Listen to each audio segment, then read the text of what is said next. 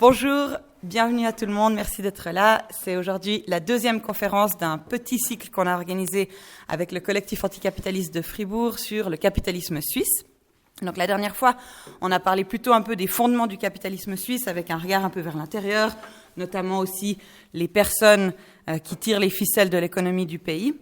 Aujourd'hui, on va regarder la même question, mais avec une vision plus internationale, un peu la position de la Suisse dans l'économie globale. Donc l'idée, c'est que la Suisse, on la voit souvent comme une espèce d'exception positive. Elle est au sommet des classements en termes de PIB, on est avec une industrie d'exportation florissante, une place financière qui est reconnue mondialement. Et puis, les questions qu'on va se poser aujourd'hui et auxquelles Magnus va en partie essayer de répondre, voire entièrement, selon son expertise, c'est de se demander comment un pays aussi petit, qui n'a pas de richesse particulière, parce qu'on n'a pas nécessairement des ressources naturelles ou autres qui nous donneraient une position particulière, comment on a pu se retrouver dans cette situation.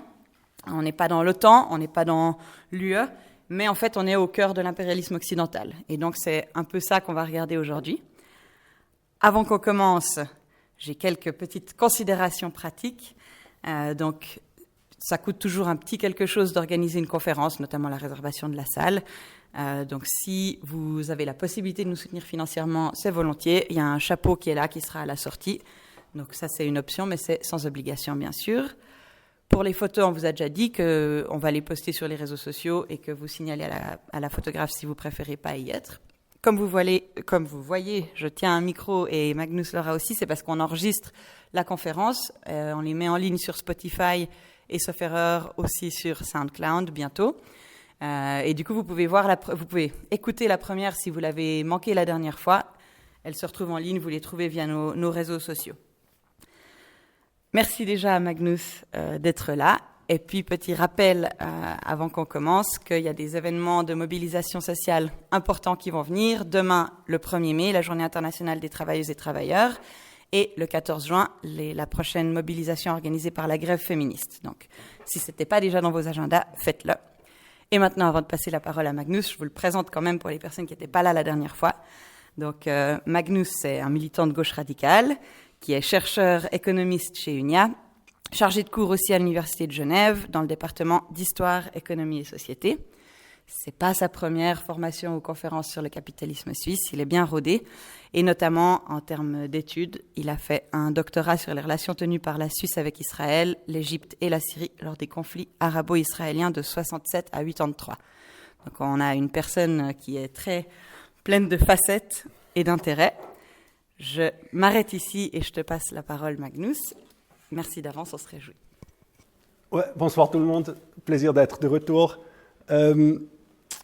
Voilà, je pense qu'on doit, avant d'aller dans le vif du sujet, on doit un peu partir du contexte un peu large, général, en fait, d'une généralisation du capitalisme à l'échelle mondiale en tant que système hiérarchisé, avec des pôles dominantes des régions et des régions dominées qui sont intégrées évidemment de manière inégale dans le capitalisme mondial. Il y a des inégalités de développement importantes, de développement en termes du niveau technologique par exemple, mais aussi des inégalités des conditions de production et de reproduction, comme par exemple des coûts de main-d'œuvre évidemment qui sont différents, les coûts de marchandises qui sont différents à l'échelle mondiale. Et à cela s'ajoutent évidemment aussi des différences sociales, politiques, culturelles majeures. Non, on vit dans un monde inégal à différents niveaux. Maintenant, ce qui caractérise le capitalisme mondial, c'est entre autres justement une hiérarchisation dans ses rapports économiques internationaux. C'est un peu le point de départ. Cette hiérarchisation, elle est aussi rien de nouveau. Elle est en fait, elle persiste dans le temps, elle dure, enfin les puissances dominantes à l'échelle mondiale sont plus ou moins les mêmes qu'il y a 100 ans. Il y a une persistance de ça et il y avait même historiquement un creusement des inégalités du développement très très importante avec l'émergence du capitalisme à l'échelle mondiale. Ça c'est inscrit dans le capitalisme en tant que tel, cette inégalité du développement. Du coup, pour moi, c'est très clair. Si on n'élargit pas notre analyse et notre compréhension du capitalisme suisse à son imbrication internationale, qui est le système impérialiste comme Aude l'a décrit, que je vais aussi brièvement présenter tout à l'heure. Je pense qu'on ratera une bonne partie de son fonctionnement, de son modèle d'affaires, de son caractère aussi violent, exploiteur et oppresseur à l'échelle mondiale comme à l'échelle domestique.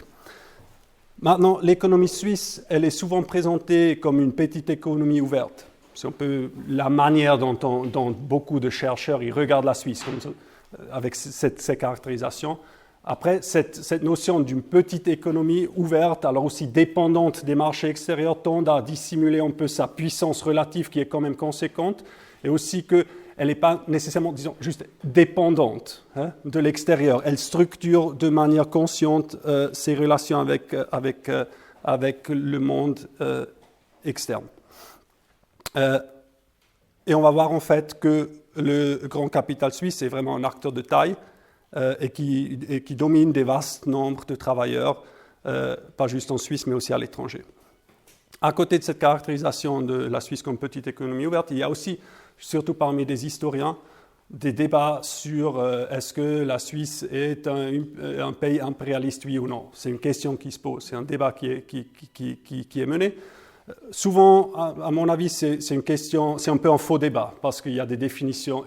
En fait, on part de définitions de l'impérialisme qui ne sont pas les mêmes, et du coup, selon la définition de l'impérialisme, on dit oui ou non, la Suisse est impérialiste. Il y a un bon nombre de chercheurs qui assimilent l'impérialisme à la participation directe étatique à la colonisation au XIXe siècle, qui est une caractéristique possible, mais qui est pas, à mon avis, pas exhaustif, parce que ça voudrait dire que vu qu'il n'y a plus de colonies, il n'y a plus d'impérialisme. Et ok, on peut avoir cette définition, mais du coup, on part d'une autre base d'analyse pour le monde contemporain. Et moi, j'ai l'impression que ça tend plutôt justement à dissimuler des rapports inégaux à l'échelle internationale. Du coup, moi, je pars d'une compréhension marxiste de ce qui est l'impérialisme, qui est notamment, notamment Lénine a marqué avec son livre sur l'impérialisme, sur lequel je ne vais pas trop m'attarder, mais que je pense c'est le centenaire du décès de Lénine. Peut-être c'est aussi une occasion de lire cet ouvrage qui est pas très long. Mais ce n'est pas le seul, en gros, des marxistes qui a développé des théories sur l'impérialisme. Mais fondamentalement, l'impérialisme est un phénomène économique avec un transfert persistant et à long terme de valeurs de certaines régions du monde vers d'autres régions du monde, où notamment des questions de le niveau technologique, de développement technologique jouent un rôle. Ces transferts, ces bases sur le développement propre du capitalisme, l'émergence des grandes entreprises à l'échelle nationale et puis une expansion internationale qui se fait sur cette base, ou ce qui se fait conjointement avec l'émergence de ces grandes entreprises à l'échelle nationale. Rappelons-le peut-être, pour ceux qui n'étaient pas là la dernière fois, ce qu'on a discuté, non, la production capitaliste se fait pour générer du profit et elle se fait sous concurrence. Cette concurrence propulse en fait chaque capital, chaque entreprise, chaque capitaliste à tenter de s'approprier une part croissante des profits. Ceci laisse le capital continuellement chercher des nouvelles sphères d'accumulation qui, à un moment donné, ils ne peuvent plus les trouver à l'intérieur de leur pays et du coup, ils sont poussés à aller à l'extérieur. Et ça, on peut le voir dans le cas suisse, comment on peut le comprendre. Cette expansion à l'étranger, elle se fait principalement par deux moyens, on peut dire. D'un côté, c'est les échanges commerciaux, des échanges commerciaux inégaux, et de l'autre côté, c'est les investissements de capitaux à l'étranger. Et sur ça, on va justement revenir, je vais revenir sur ça durant ma présentation. Après, sur cette base, chaque puissance impérialiste développe aussi une correspondance politique et culturelle qui se met en place, qui va ensemble avec les formes spécifiques de l'impérialisme en question. Et ça, on va aussi le voir pour le cas suisse. sur ces bases, en fait, de la pression des grandes entreprises, de l'expansion outre-mer, le système mondial aussi de l'impérialisme s'articule avec les différentes puissances impérialistes en jeu.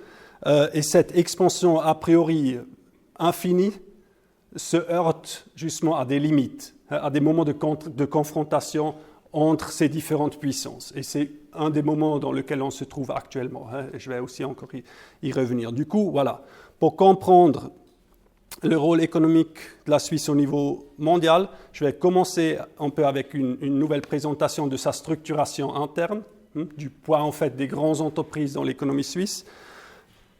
Puis on regarde cette force économique, comment elle s'exprime à l'externe, à travers justement le commerce et les investissements directs à l'étranger, pour ensuite voir justement la forme politique que prend l'impérialisme helvétique avec ses spécificités, pour finir avec les contradictions qu'il rencontre dans la crise actuelle, les pressions qui s'exercent sur l'impérialisme suisse. Voilà, vous voyez, on a un petit programme là. Et j'espère qu'on va réussir sans prendre trop de retard avec le temps qui m'est alloué. Je pense qu'on est tous conscients que dans le discours dominant, la Suisse elle est souvent présentée comme un pays des PME. C'est vraiment un discours que les autorités fédérales, mais aussi, disons, la droite politique nous martèle un peu en permanence. Et pour une des raisons principales, une des explications, disons, une des expressions de cette nature de la Suisse comme PME, comme pays des PME, c'est qu'ils disent 99,7% des entreprises, c'est des petites et moyennes entreprises. Petites et moyennes, en fait, une moyenne entreprise, c'est déjà moins de 250 travailleurs. Alors, on peut déjà se demander, OK, peut-être une entreprise avec 200 travailleurs, peut-être elle n'est pas si moyenne que ça, mais c'est une autre question. C'est la définition, c'est les 250. OK. Alors, en revanche, ça veut dire que 0,3% des entreprises sont les grandes entreprises. Et si on regarde combien de personnes travaillent pour ces 0,3% d'entreprises, en fait, on voit leur poids réel. C'est 1,5 million de travailleurs qui travaillent pour un nombre très, très limité d'entreprises. Ces 1,5 million travailleurs représentent environ un tiers des salariés du pays. Et ça, c'est que les gens qui travaillent directement pour une entreprise de plus de 250 personnes. Après, on peut ajouter à ça encore, il y a toute une série de grandes entreprises qui ont des succursales qui sont plus petites, mais qui font partie d'un même grand groupe. Si on ajoute encore ces unités-là, on arrive plutôt à 2 millions de travailleurs et du coup plus de 40% qui travaillent directement soit pour une grande entreprise, soit pour un grand groupe dans une unité plus petite. Okay? Alors c'est vraiment des valeurs qui sont très importantes.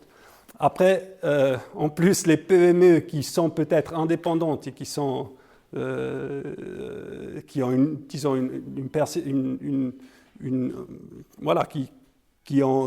sont juste indépendants, qui ne font pas partie d'un grand groupe, en fait, la majorité d'entre eux, la moitié, ils travaillent surtout pour des grandes entreprises. La moitié des commandes totales chez les PME va direct chez les grandes entreprises. Alors, ils sont de fait dépendantes des grandes entreprises. Pardon, j'espère que j'ai arrivé à faire mon point. Et en plus, les PME, ils sont aussi surproportionnellement dépendants des banques. Okay? La moitié du crédit domestique accordé par les banques va directement aux PME. Du coup, aussi, leur statut d'indépendant est aussi tout relatif. Ce qui m'amène à mon prochain point. Les banques ont en Suisse aussi, dans l'économie domestique, un poids phénoménal. Les crédits qu'ils ont accordés, que les banques suisses ont accordés à l'intérieur, représentent plus ou moins les 3/4 du stock de capital. Le stock de capital qui sont en fait toutes les installations du pays. Alors en fait, 3/4 du pays appartient indirectement aux banques, on pourrait dire. Voilà. Du coup, en fait, c'est quelques informations juste pour vous donner quelques éléments qui montrent en fait le poids, la concentration très importante des grandes entreprises d'exportation dans ce pays, mais aussi le rôle important des banques qui structurent en fait à eux le capitalisme suisse et qui sont justement en grande partie aussi responsables pour l'imbrication internationale de la Suisse. Ces fractions-là, ces fractions du capital, alors les grandes entreprises d'exportation et les banques, ils dominent aussi historiquement la Suisse. Et leur stratégie était en fait, dès le début, une orientation sur les marchés internationaux. Le développement du capitalisme en Suisse était dès le début, en fait, orienté fortement sur les marchés extérieurs, en raison justement voilà, de la taille relativement petite du pays. Ouais, il y a évidemment tout un nombre d'entreprises qui jouent un rôle très très important, pas juste en Suisse, mais à l'échelle internationale. Je vais peut-être juste mentionner quelques-unes. Il y a évidemment des entreprises industrielles comme ABB, qui dans ces 4 principaux segments d'activité est leader mondial ou deuxième, dans toutes ces activités, genre d'automatisation, de robotique, d'énergie et de transport. Il y a d'autres entreprises, voilà, évidemment on les connaît, non? Nestlé, la plus grande entreprise alimentaire.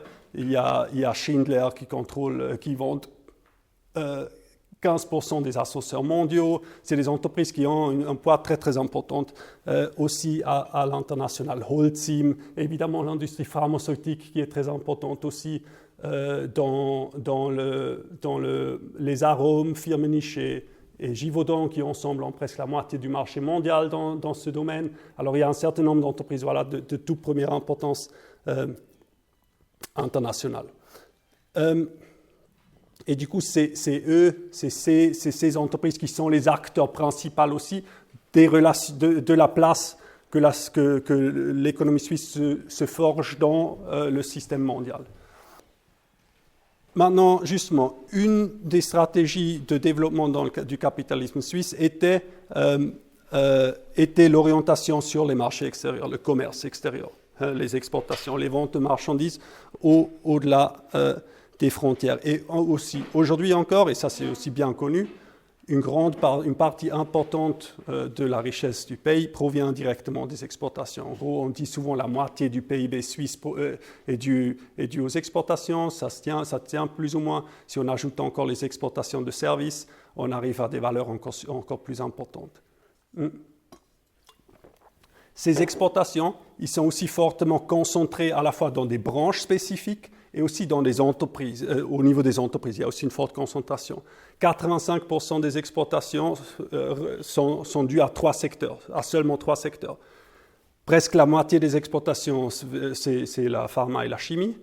Environ 25%, c'est l'industrie même. Et encore 10%, c'est l'industrie horlogère. Alors, ces 3 secteurs sont les secteurs les plus importants pour le capitalisme suisse, si on veut. À eux seuls. Et la pharma qui domine évidemment avec la moitié des exportations. Qui dit exportation dit aussi en partie transfert des ressources vers la Suisse. L'année dernière, les exportations de marchandises de l'économie suisse dépassaient de presque 50 milliards les importations. Ça voulait dire qu'il y avait un transfert de 50 milliards de francs depuis l'étranger vers la Suisse. Ces 50 milliards, ils sont aussi fortement concentrés, comme j'ai pu le mentionner, dans un nombre restreint de grandes entreprises. En fait, la moitié des exportations se font par les 10 plus grandes entreprises des branches respectives. Alors, il y a en gros, en moyenne, dans chaque branche, les 10 plus grandes, c'est eux qui ont la moitié des exportations. C'est des valeurs moyennes. Dans certaines branches, c'est encore beaucoup plus extrême. Parce que voilà, il y a un nombre, comme on a vu, nombre de plus en plus en fait limité d'entreprises qui ont un poids très très fort. Ouais, et de ces revenus générés par l'exportation, une partie importante provient aussi des échanges avec les pays dits émergents ou en développement ou qu'on appelait souvent du tiers-monde. En 2022, les entreprises suisses généraient un surplus commercial, alors un transfert net de richesse de presque 20 milliards de dollars de ces pays-là. Et une grande partie venait de la Chine et de l'Inde. C'est de là où il y a les grands transferts de valeur. Et ces transferts, ouais, on les exprime en termes monétaires, Mais en fait, il y a des transferts de valeur qui se font aussi par une inégalité de l'échange. Je ne vais pas entrer en détail sur cette question, mais en gros, en raison la valorisation du capital n'est pas la même en Suisse comme à l'étranger. Le taux de l'exploitation est plus féroce, le niveau technologique est plus bas. Du coup, en fait, il y a les marchandises produites à l'étranger sont échangées à une valeur inférieure relativement à celle de la Suisse. Du coup, il y a aussi des transferts de valeur qu'on ne voit pas. Mais ça, c'est peut-être pour une autre discussion, ce point-là. Mais ce que ces données que je vous ai mentionnées montrent, c'est que la mondialisation, c'est clair, ce n'est pas un jeu à somme nulle, mais ce n'est aussi pas un jeu où tout le monde monte ensemble. Hein. Il y a des transferts très importants et persistants qui se font. Si on regarde un peu sur une période plus longue, depuis 2008, il y a eu un surplus commercial pour la Suisse de presque 500 milliards sur toute cette période, dont plus de la moitié provient justement des pays du tiers-monde. Alors il y a un transfert dont la durée est persistante de très importantes sommes vers la place économique helvétique. Maintenant, ces transferts colossaux de valeur à travers le commerce se sont renforcés depuis les années 90 surtout. Avant, en fait, la Suisse, pendant toute son histoire, avait un déficit dans sa balance commerciale. Et dans les années 90, ça change. Et tout d'un coup, il y a plus d'exportation que d'importation. Alors, un transfert net qui se fait. Et ce renforcement des transferts des valeurs, c'était une base cruciale pour l'augmentation de compétitivité de la place économique suisse dans le cadre de l'offensive néolibérale de rétablir les profits. Hein. C'était la stratégie principale, rétablir la compétitivité avec le prix d'attaque sur les conditions de travail, mais pas seulement.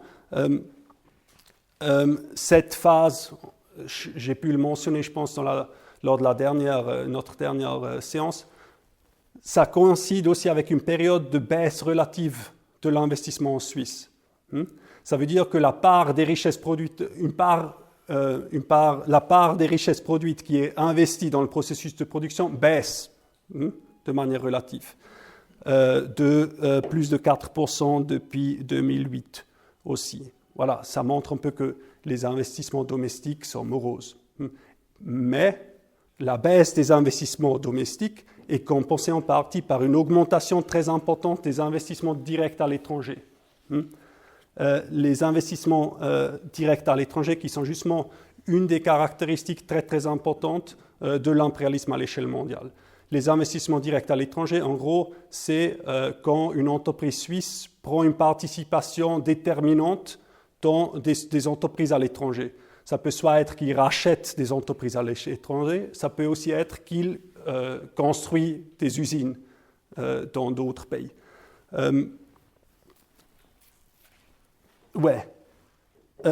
Ces investissements directs à l'étranger, c'est aussi à nouveau une caractéristique historiquement importante que la Suisse a. L'importance de ces investissements directs à l'étranger, ça fait plus de 100 ans que la Suisse en fait des très importantes en comparaison internationale. Il y a des statistiques qui le montrent. À la veille de la Première Guerre mondiale, la Suisse avait l'investissement direct à l'étranger le plus important par tête. Alors c'est vraiment les entreprises suisses, ils étaient précurseurs dans l'internationalisation. Les entreprises multinationales suisses, en partie, étaient parmi les premières qui existaient dans l'histoire. Nestlé, par exemple, s'est multinationalisé déjà dans le dernier quart du 19e siècle. Et du coup, ça, comme je viens de le mentionner, ou comme je l'ai mentionné avant, les investissements directs à l'étranger, aujourd'hui encore, c'est quelque chose de crucial pour l'impérialisme suisse. Aujourd'hui, la valeur de ces investissements directs à l'étranger dépasse les 1300 milliards de francs.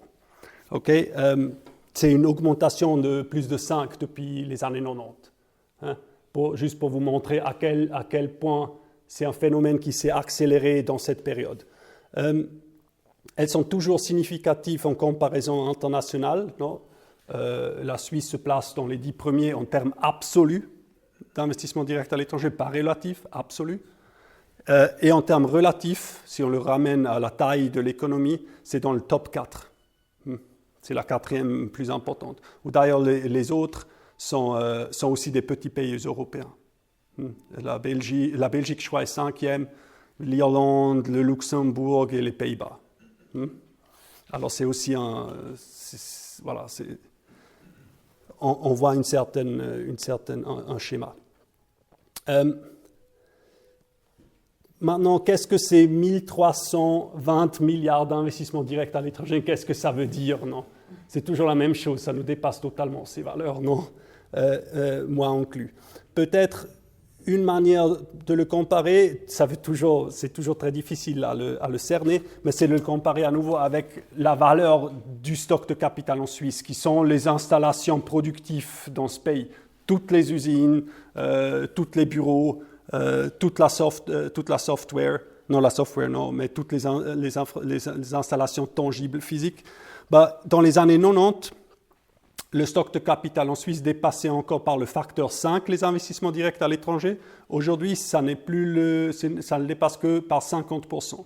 Ça veut dire qu'il y a encore, on pourrait dire comme pas une deuxième Suisse à l'étranger, mais une de 2 tiers, une sans la Suisse romande peut-être, plus ou moins.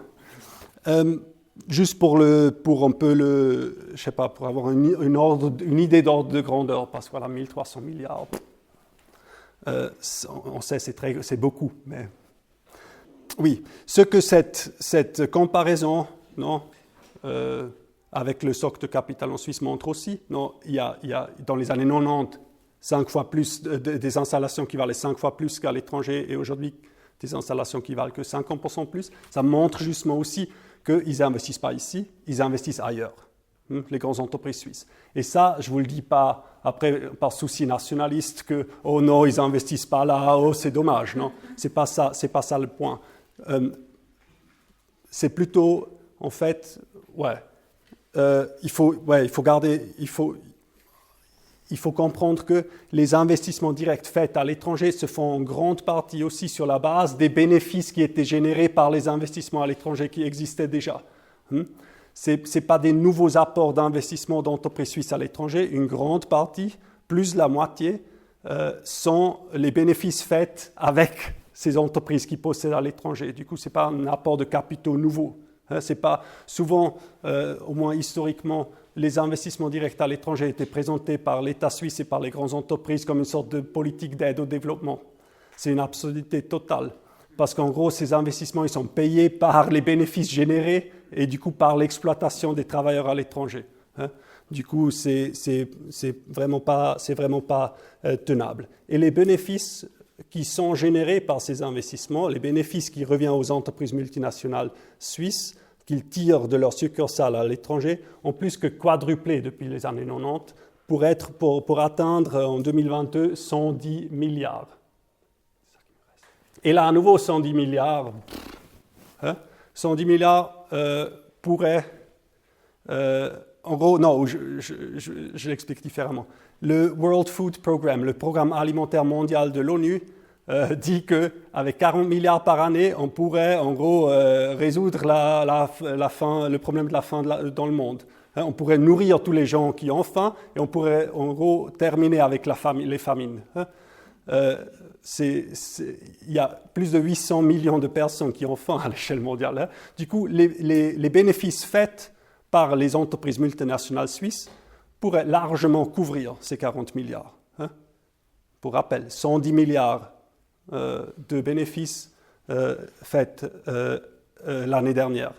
Aussi peut-être, rappelons-nous ce que j'ai dit, combien le commerce a apporté. Le commerce a apporté à l'économie suisse 50 milliards par année. Du coup, ça met aussi en perspective l'importance des investissements directs à l'étranger. Ils sont plus lucratifs que les exportations.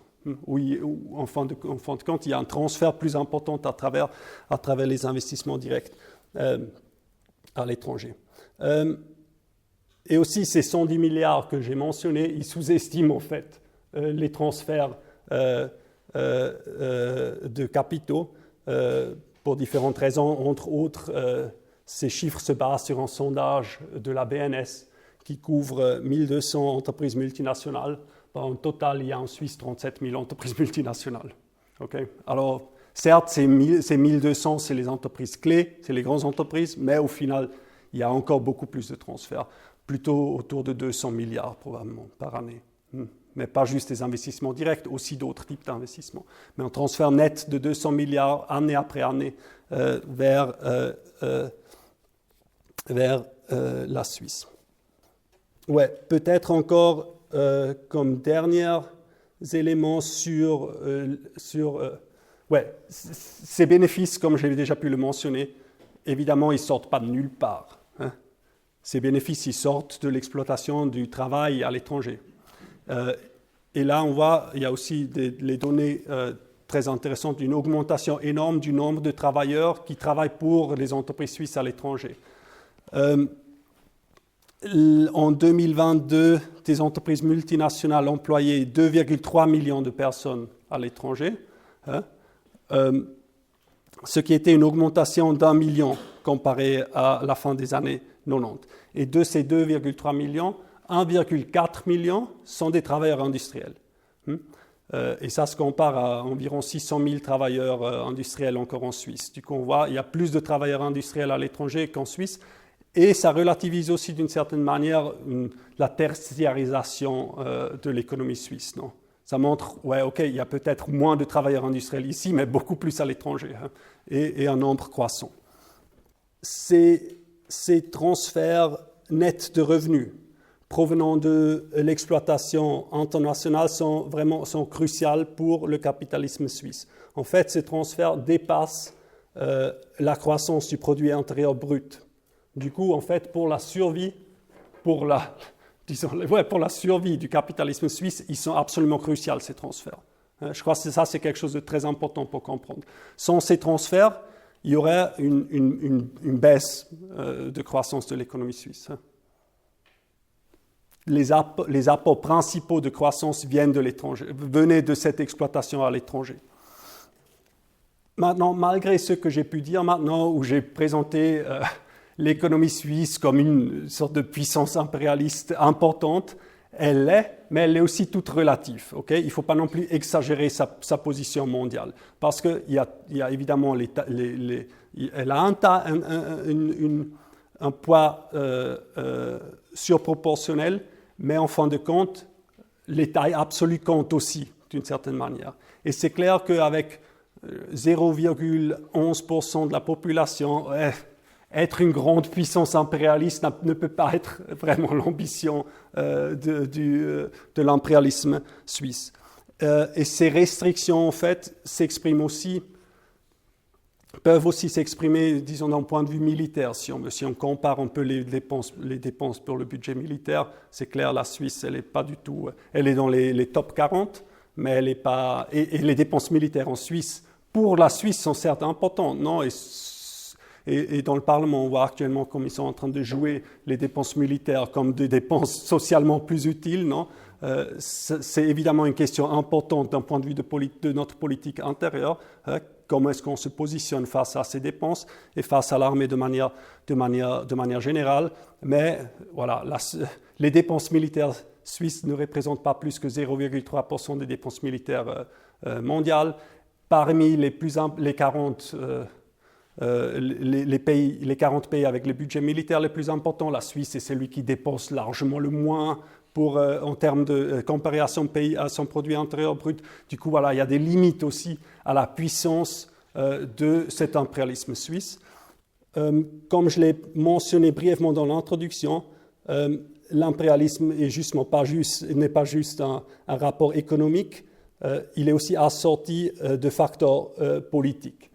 Et l'impérialisme suisse trouve aussi son expression politique propre, qui est, à mon avis, et c'est sujet à débat, qui est caractérisée surtout à l'échelle domestique par la paix du travail et par la xénophobie, qui en fait joue un rôle domestique très important de stabilisateur, et à l'étranger, c'est la neutralité et c'est son image humanitaire. La paix du travail et la xénophobie facilitent en fait à la bourgeoisie suisse de légitimer ses intérêts propres de classe en tant qu'intérêt national. C'est un facteur très important. Et la neutralité, en fait, la politique extérieure adaptée à la faiblesse politique et militaire de l'impérialisme suisse. C'était au moins historiquement toujours un instrument extrêmement utile pour les élites économiques suisses. Non, elles ont pu se protéger contre des possibles restrictions à sa liberté économique à l'échelle mondiale. Elle n'a pas participé à aucune sanction.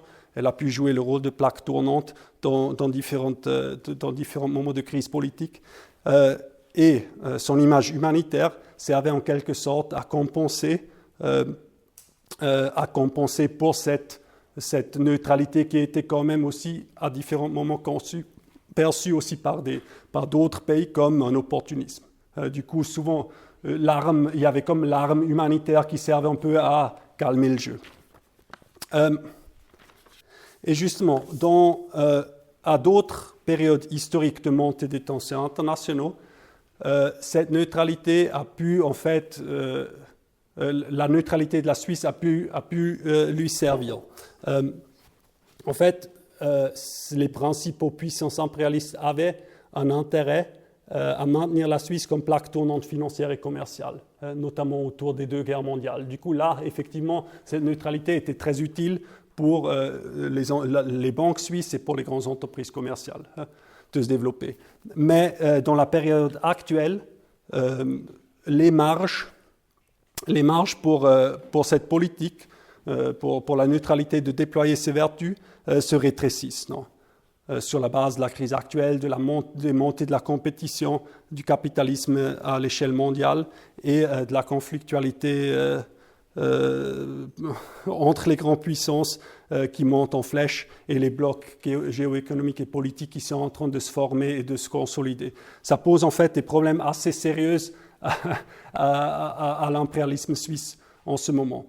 C'est assez intéressant. Il y a 2 semaines, la NZZ, le journal de la bourgeoisie suisse zurichoise, a demandé, et je l'ai traduit, lorsque la géopolitique des puissances mondiales devient plus agressive, les entreprises suisses deviennent-elles plus souvent leur otage ou la marque neutre suisse protège-t-elle?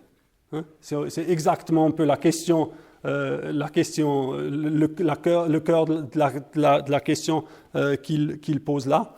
Est-ce que la neutralité, elle sert encore aux entreprises suisses d'avancer dans cette situation internationale qui se complexifie? Et c'est pas très clair que c'est le cas. Selon un sondage du Crédit Suisse, il y a une grande partie des entreprises suisses qui pensent que la neutralité leur est utile. Les 3/4 disent la neutralité, c'est une bonne chose pour nous.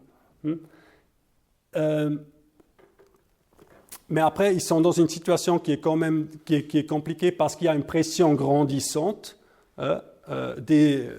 d'autres puissances impérialistes sur la Suisse, de clairement prendre parti. Alors moi, je ne suis pas là à défendre la neutralité contre ces pressions impérialistes depuis l'étranger, mais c'est juste un constat que ça devient plus compliqué pour la Suisse de naviguer dans ce terrain, avec sa politique étrangère traditionnelle. Et ça, il y a des exemples récents, nombreux, qui montrent en fait qu'il y a des limites absolues qui sont posées sur ça, des pressions des États-Unis sur des grandes entreprises suisses, les attaques aussi contre la place bancaire suisse, qui est aussi venue des pays de l'OCDE. C'est toute expression en fait de cette compétition grandissante et de la fin de l'acceptation d'autres puissances impérialistes que la Suisse se tranche un peu sa part avec sa politique de neutralité qu'elle fait. Et en fait, et cette pression, elle est là, malgré que la Suisse essaye de suivre de plus en plus le bloc américain et européen. Enfin, dans leur positionnement face à la Russie, suite à l'invasion en Ukraine, ça se montre un peu, non? C'est une des premières fois où la Suisse suit directement des sanctions internationales. C'est relativement rare. Et malgré cette adaptation, il y a toujours la pression économique sur les grandes entreprises suisses. Et ça reflète aussi en fait l'ampleur de la crise et la montée de concurrence qui se fait. Du coup, voilà, la crise mondiale est aussi une crise de l'impérialisme et de l'impérialisme suisse comme il a pu historiquement émerger. Pour finir, c'est clair que l'impérialisme a des conséquences aussi sur la lutte de classe en Suisse aussi.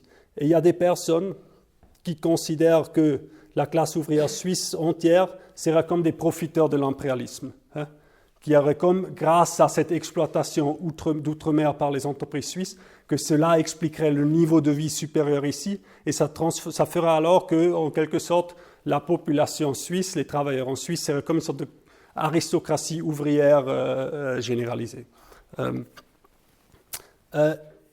Et c'est clair que la stabilité domestique relative est un élément stabilisateur crucial pour les projets du grand capital suisse à l'étranger, pour l'impérialisme suisse. Mais à mon avis, ça ne s'explique pas, ou au moins pas de manière exhaustive, par des supposés privilèges des salariés dans ce pays. On peut en discuter peut-être après, mais à mon avis, le niveau de vie relativement élevé en Suisse ne provient pas, ou pas en grande partie, de l'exploitation impérialiste, non, d'un transfert de ressources dans ses poches, mais on peut en discuter.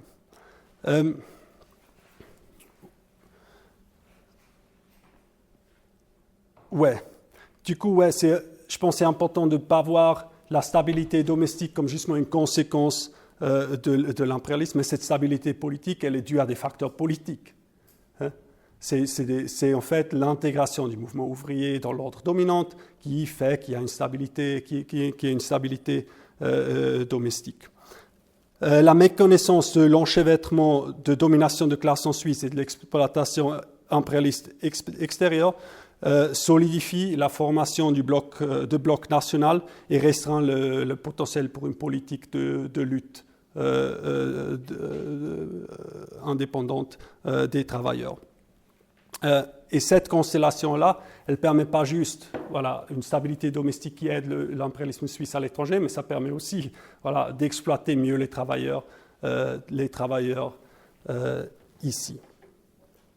Comme j'ai pu le mentionner, les bases domestiques et internationales de l'impérialisme s'effritent, sont en crise, et du coup, ça ouvre aussi un potentiel pour que les luttes de classe domestique et les luttes contre l'impérialisme se joignent. Et je pense, avec les luttes de solidarité avec la Palestine à l'échelle internationale, on voit ça aussi un peu. Je pense qu'il y a beaucoup de manifestations du 1er mai demain qui vont être nourries aussi par les mouvements de solidarité qui sont en train de se faire. Et je crois d'essayer dans nos luttes et dans nos programmes d'intégrer à la fois les aspects locaux de nos luttes avec une lutte anti-impérialiste plus générale ne peut que servir les deux causes, qui font partie d'une même lutte émancipatrice. Voilà.